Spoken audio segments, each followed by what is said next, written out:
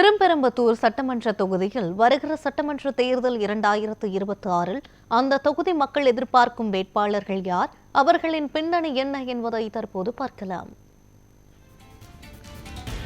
அதிமுகவில் முன்னாள் சட்டமன்ற உறுப்பினர் கே பழனி, மாவட்ட துணை செயலாளர் போந்தூர் எஸ் செந்தில்ராஜன், சேந்தமங்கலம் ஊராட்சி மன்ற தலைவர் ஏ சார்லஸ் ஆகியோரில் ஒருவர் போட்டியிடலாம் என கூறப்படுகிறது. திமுகவில் நகர்மன்ற தலைவராக உள்ள கே சத்தியமூர்த்திக்கு வாய்ப்பு வழங்கப்படலாம் என கட்சியினர் கூறுகின்றனர். ஒன்றிய செயலாளர் திருமுடிவாக்கம் மணி போட்டியிடுவார் என ஒரு தரப்பினரும், ஒன்றிய இளைஞரணி செயலாளர் பால்ராஜ் போட்டியிடுவார் என மற்றொரு தரப்பினரும் கூறுகின்றனர்.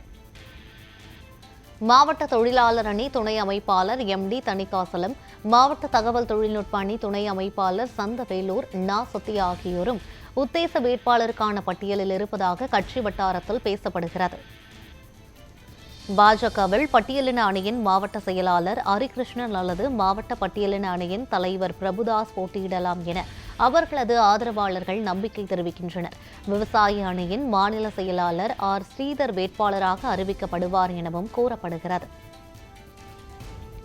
பாஜகவில் திருப்பெரும்புதூர் சட்டமன்ற தொகுதி பொறுப்பாளராக இருந்து வரும் ஓம் சக்தி செல்வமணி போட்டியிடுவார் என அவரது ஆதரவாளர்கள் நம்பிக்கை தெரிவிக்கின்றனர். இந்த தொகுதியில் காங்கிரஸ் கட்சியின் மாநில தலைவர் செல்வ பெருந்தகை போட்டியிட அதிக வாய்ப்பு இருப்பதாக கூறப்படுகிறது. 2016 இதே தொகுதியில் போட்டியிட்டு தோல்வியடைந்தார்.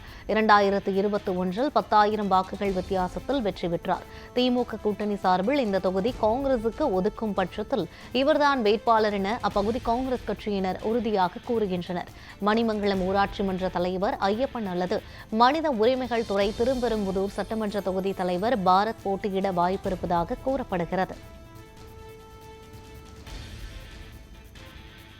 தாவேகவில் மாவட்ட செயலாளர் எஸ்.பி.கே. தென்னரசு, ஒன்றிய செயலாளர் வி. முருகன், ஒன்றிய செயற்குழு உறுப்பினர் எஸ். சிந்து ஆகியோரில் ஒருவர் வேட்பாளராக அறிவிக்கப்படலாம் என கட்சியினரிடையே பரவலாக பேசப்படுகிறது. இதேபோல ஒன்றிய செயலாளர் எஸ்.கே.எஸ். நெப்போலியன், மாவட்ட துணை செயலாளர் யுவராஜ் ஆகியோருக்கும் வாய்ப்பு இருப்பதாக கூறப்படுகிறது.